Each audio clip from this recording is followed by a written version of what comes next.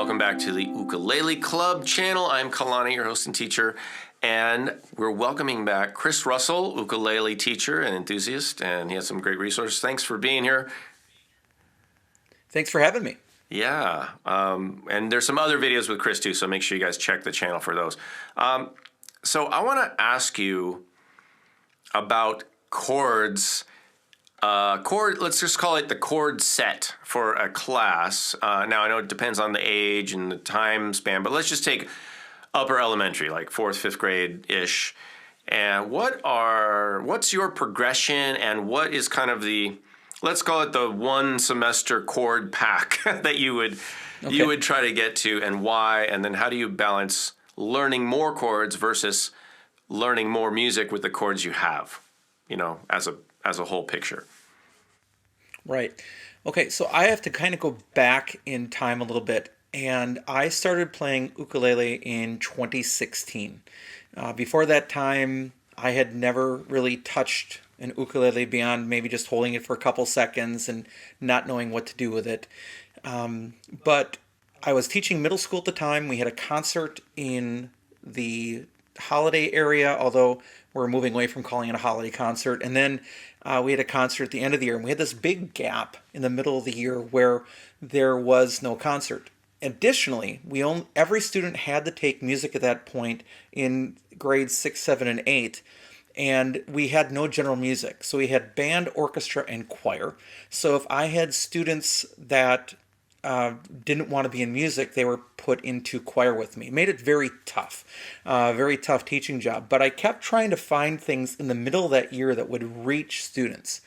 And finally, around 2015, there were a whole bunch of articles being written about the ukulele. Philip Tamburino, who's got a couple books. I think one is called You Can Uke, and the second was called You Can Uke 2, which is all about putting ukulele into school programs. Shelby Bush at the time from Illinois was doing a lot of things, and there were a lot of articles in NAFME. So I checked out the ukulele, thought, well, maybe I could do this, could do it cheap. Went to my principal, said, hey, could we get a set of ukuleles? The answer was, great idea, but we don't have money. So I went to the district, which we're a pretty large district in Minnesota. I think we're the 6th largest, something like 27 schools in our district, which is nothing compared to out east or, for example, California, but in the Midwest is really quite large. And they said, hey, great idea, we love it, but we don't have any money. So I went to my parents and I presented the idea, and we fundraised to buy very inexpensive ukuleles. Now, where all that's going is my mentality at the time. I'm also a tuba player. So classical tenor, tuba player, that's my background. So choir, band, that sort of thing. My mindset was get a method book, teach ukulele like a traditional instrument. And the kids were thrilled to be playing the ukuleles, but it didn't take very long until I started teaching in a traditional method where that excitement just dove. I mean, just fell apart because they didn't see the ukulele being taught that way or used that way. I don't want to play single notes. I don't want to be playing Mary Had a Little Lamb in individual, that kind of deal. They wanted to be playing the songs that they knew and loved, and they wanted to get to the point where they could record themselves and put themselves on, at the time, Vine, or at the time, YouTube or whatever. So I had a readjustment period where they started resisting me. And at the time, there was this professor, still is, named Jill Reese out at the University of New York, Fredonia, that decided to take the lyric videos that you see on YouTube of a pop song, and they have lyrics, and she decided to add chords at the bottom of those videos. So she used the existing video and put chords on there, and had her students at that university learning ukulele that way, started adult groups learning that way, and then shared them on the internet, and those things kind of went viral. Teachers all over were like, why haven't we thought of this before? The kids are playing ukulele, they're playing songs that they love, and they're playing the chords that they know. And so I tried a few of those videos, and guess what? The interest went right back up. So, it was crashing and burning, and then it saved it. And I just stepped back, and as a classically trained musician, as a, tuba player, and as an operatic tenor, had to take a deep breath because I wasn't teaching traditional notation. I wasn't teaching music literacy in that context, and I had to grapple with that and go, okay, how am I gonna handle this? Well, it wasn't too long before I started using my own technology skills to make my own play-along videos, and now there are well over 550 different songs for ukulele that I have made, and I started collecting everybody's songs into a database or into a spreadsheet, and we've got over 1,300 different songs. Some of them are repeated, like I think 6 of us have made versions of Is Over the Rainbow, for example. But I also started tracking what chords were used in those songs. So I am getting around to your answer, but I'm setting up, the back of that. Yeah. Well, I started tracking and saying what chords are most recently or most frequently used in these videos. Now, also, there is a website called Ukulele Hunt. Now, it is intentionally inappropriate by the creator of that website. This is also the guy, his name's Alistair Wood or Al Wood, that created the Ukulele for Dummies book. If you find that, for example, at your local Barnes & Noble or something like that, or ordered from Amazon. But he purposely made it an inappropriate name. I won't go into the details there. So that has never sat well with me. But he has a ton of great resources on his page as, the author of Ukulele for Dummies.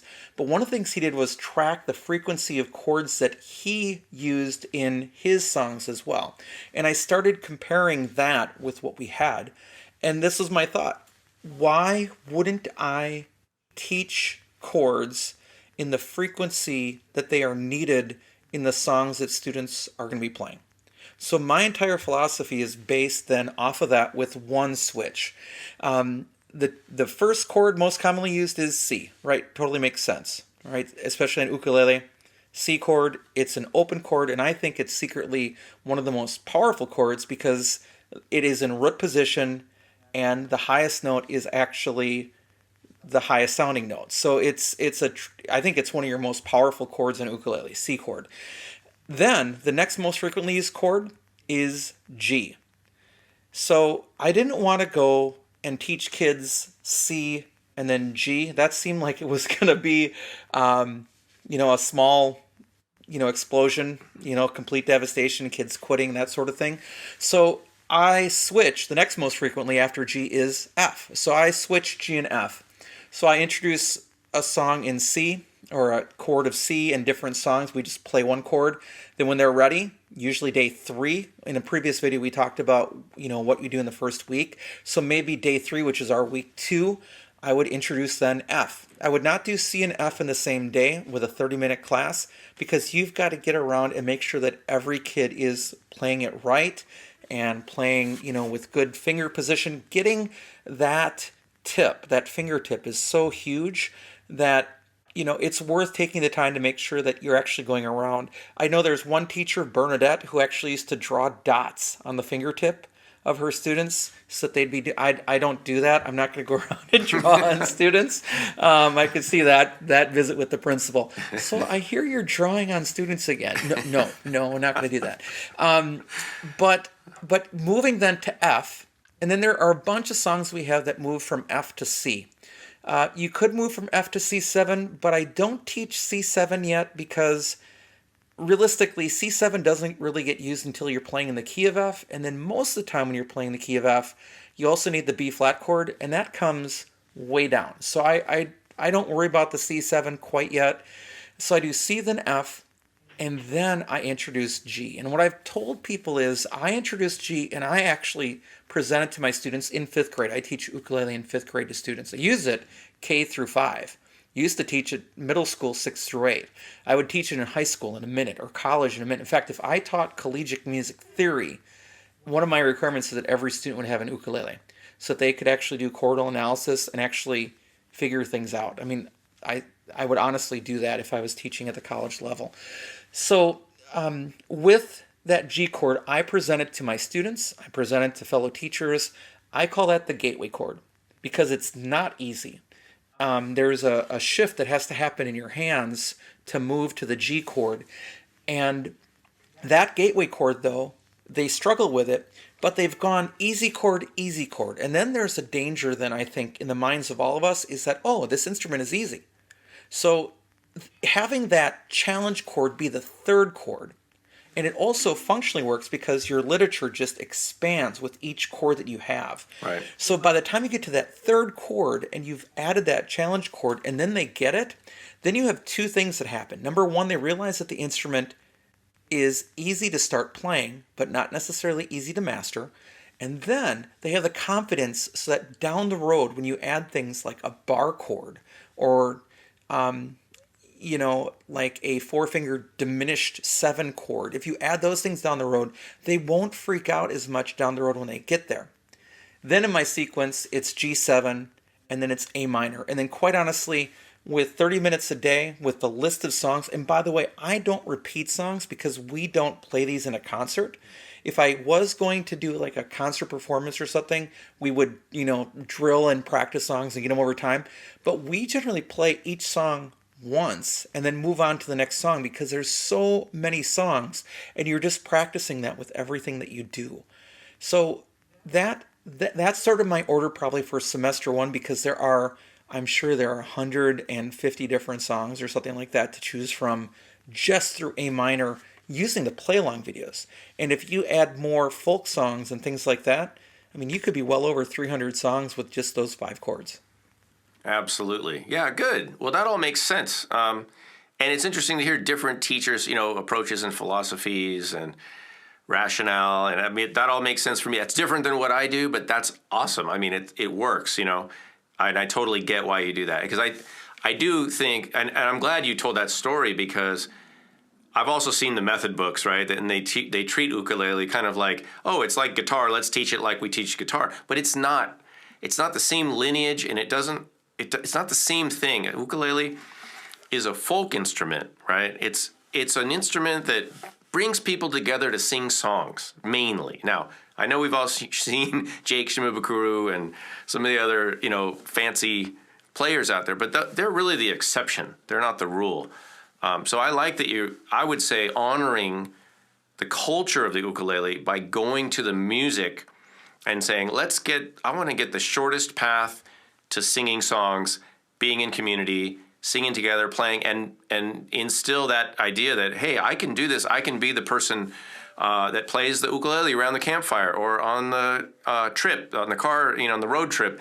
I can be that person in the back seat helping everybody sing together. And if we can do that, like you said in the other video, we're creating lifelong musicians, people that are going to play the instrument throughout their life, which they can absolutely do. So that all makes sense. That's great. So 5 chords. Yeah, that would be probably a semester worth. I have my own ukulele method that I've developed based on the chord flow beyond that. And I even have Google Slides that have those songs in those orders. And that's on my Buy Me a Coffee page. If anybody ever, I'm not selling the songs, but I'm selling the organization of those videos in a Google Slides document. Just something to give back to all the hours and hours and hours and hours of creating those videos. But one of the things I was going to say is, talking about the community piece, is the other thing beyond just seeing students' reaction to ukulele is, early on when I started playing in 2016, I attended a local ukulele jam. And our jams, at least in the Midwest, compared to, for example, like in Europe and the UK, where people actually meet in a pub and they just all sing and play. There's a little bit of drinking that's involved, I believe, in most of those situations too. But, they're just having a great time. Well, here in the Midwest in particular, we have youth groups that meet, and they meet during the day, so it's usually retired people. And that's not trying to age it out, but that's how people over age 40 seem to relate to this instrument, as they get together in community groups. So I attended one of those little jam sessions where there's this big book called The Yellow Book, or The Daily 365 by Jim Beloff. Mm-hmm. And it's kind of like the Bible of songs that most youth groups use, because it has music from, all the way back to stuff really probably early 2000s, a couple of songs. But every person chose a song. Most people would lead. If not, they'd ask somebody else to lead, and they would just take turns singing. And I was looking at people that were coming to the ukulele, never having played ukulele before, joining these social groups, coming and making music together, developing friendships and relationships. And I just took a step back and thought, whoa, how many people come back to choir? How many people come back to band? How many people come back to orchestra after leaving it in middle school or high school? And meanwhile, here we've got this little instrument where people are coming back to music, not just absorbing it or listening to it, but actually participating on it in community. I was like, holy mackerel. So in one day, I left just blown away, because there used to be a statement when it wasn't NAFME, but it was the national, whatever, what were we before? MENC. MENC. Was, yeah, music for every child for music. I mean, the goal at some point was, this whole, again, lifelong learner. And I look back at this instrument, I'm like, wait a second, people are doing that, and they don't even have a music teacher. You know what I mean? They're not even using skills, I hate to say this, that they really learned in elementary school or middle school or high school. They're having a completely different experience, and a completely justified, valuable music experience. So, yeah, at that day, I was absolutely converted. And then my question became, once again, being the choral person, being the band person, being the tuba player, being the opera singer, you know what? That music that they're making is every bit as valid as the finest experiences I've had on the stage, for example, like with the Minnesota Opera. It's just as valid. And how do I help that? How do I give kids then the skills that they need so that they have an easier path to that in their future? And I'm going to tell one more story, if you don't mind. I had a 7th grader who, during ukulele instruction, it was kind of a rough class that he was particularly in. Sometimes students end up tracking together in a class based on scores and so forth, and then their what we call encore or their specialist classes end up being together too, so you can have a really rough class. Well, I had a kind of rough class with one student, and it was a student that he was really smart and really musically talented, and he just wasn't working with ukulele at all. And I was like, after I said, hey, can I talk to you after class? And so we just talked, and I usually had a good relationship with those kids, even if they didn't like music. So if you ask them, they'd probably like, well, I don't like the class, I don't like music, I'm okay with Dr. Russell. I mean, that's the kind of relationship that I'd have. So I said, can I just talk with you? And he's like, sure. So we talked, and I said, why are you not playing? He's like, I'll never use this. And I said, here's the danger. You're in 7th grade, right? You've got a whole life ahead of you.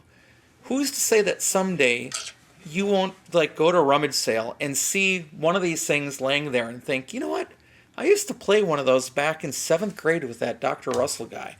Maybe I'll buy one and just play around with it. I said, you never know what that next step is going to be, so don't close doors.